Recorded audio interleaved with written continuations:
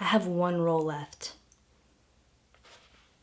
Hola chica, welcome back to my channel. So as you can see, I'm sitting in our bathroom currently, and that is because I just realized we have one roll of toilet paper left to our name right now. And as we all know, that under the certain predicaments with the virus, that toilet paper is actually very difficult to come by, as funny as that sounds. So I took to the internet and I discovered some hilarious and enlightening alternatives to toilet paper. So I'm gonna share those with you today. 4 alternatives if you're in the same predicament as me and you are down to your very last roll. I am by no means a doctor, medical professional, so definitely do your own research if you are deciding some alternatives that work best for you and your family. But I have done some research, I've looked at various different sources, and I can say that these products and I can say that these recommendations are legitimate. But as I said, do your own research and do what's best for you. So up first, we have baby wipes. So when I did some research with this option, I realized a few things. The first thing is you do not want to use baby wipes that have bleach in them or ammonia in them, because that's very toxic and it's used for like disinfectant purposes. And you want to make sure the wipes maybe don't have a fragrance as well, because sometimes with additive fragrances, you can have some weird toxic stuff that you do not want. These, to be totally transparent, have a fresh scent smell. Though they definitely qualify as not having any additive disinfectants that would be harmful, I would rather have a version that is more natural and that does not have a scent to it. So if you're interested in finding more non-toxic cleaning products and even beauty products and so many other things, I recommend this resource. That's been really helpful for me as I've looked for just alternatives to going more non-toxic with my cleaning supplies and everything. So yes, this has some stuff that maybe you wouldn't want, like the scent, but to be honest, you gotta do what you gotta do sometimes. And the scent isn't going to just dramatically hurt you, but also is probably not the most ideal. Second up, we have towels. Yes, so these are just really soft, basic towels that we have around the house. So with towels, obviously, there's a potential of reusing them. You may not just have unlimited towels that you can use and then throw out. So there is a very specific method to cleaning these as you continue to reuse them were you to need to. As an alternative, it's recommended that you have 2 different basically waste bins. So 2 different trash cans, one for the dirty towels and one for the ones that have already been washed or ones that you have not used yet that you can then use in the future. It says, and I quote, "When it is time to wash a load, soak reusable cloth in warm water with a little bleach. Then place in the washing machine at its own load without other clothes. Wash at a very high temperature. Dry in the dryer to sanitize and use the highest heat setting to help kill germs. Family members should not share reusable toilet paper options since it can carry bacteria, yeast, and other microbes. Instead, try giving each family member a set of reusable cloth in a different color so that each person knows which is theirs." Thank you, Internet.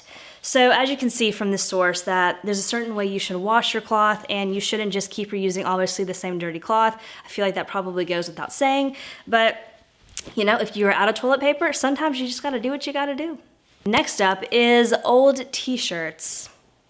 I have a bunch right here that I never wear that you can literally cut up and into little strips and use as toilet paper. So I have a variety here, like in a big pile next to me, just lots that I do not wear.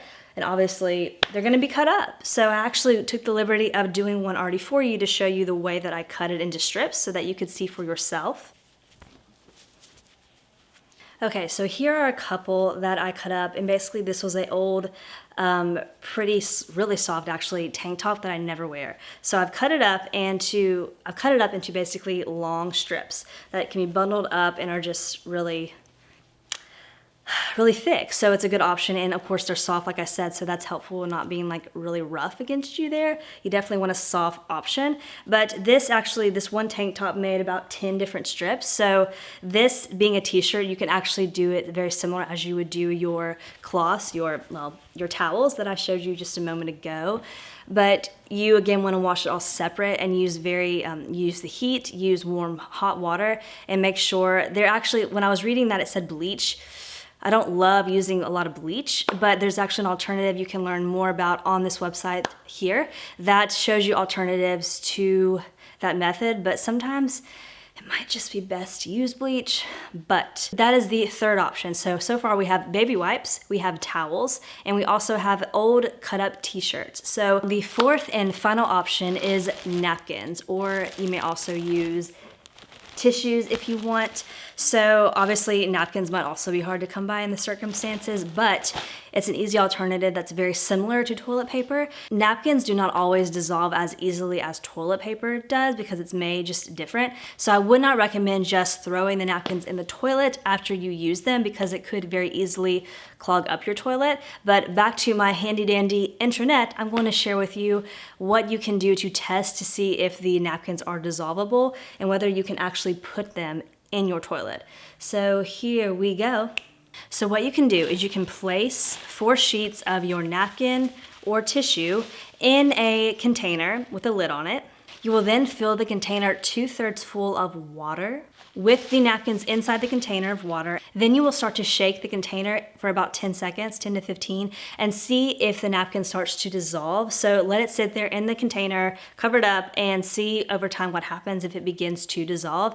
And if it very quickly just dissolves right away, then you should be good. But if it just sits there basically still in the same form, probably not a good idea. And again, by the way, don't use used napkins, use some fresh just to test it out. You don't have to do 4, do 1 if you want to be conservative with your napkins, but that's just the 4th way that I would suggest. There are a few other ways that I found researching online. Again, I will link my sources in the description below. I hope this was fun for you. I hope it was helpful. Genuinely, I know, like, even though it's funny that toilet paper is hard to come by right now, I think that, I mean, it is genuinely a serious problem, and people are hoarding toilet paper, and that's not conducive for the health and overall well-being of us all coming together and being strong together. That's very selfish, and just be mindful when you're gathering your food and your needs that you are considerate and not taking more than you actually need. And even if you're watching this video in a year from now and this whole virus has subsided and we have moved forward, I think that these are still pretty cool alternatives if you would rather cut down on waste and not use as much toilet paper moving forward. So hope you enjoyed this video. Definitely give it a thumbs up and leave a comment of what you think, your thoughts. Love hearing from you, and I'll see you in the next video. Besos. Oh, there's hair in my mouth. That I'm making a video for you about toilet paper alternatives. This is the time we're in right now, guys. Do you guys like my bag? I don't need any toilet paper. All I need is the backyard and the grass. That's all I need.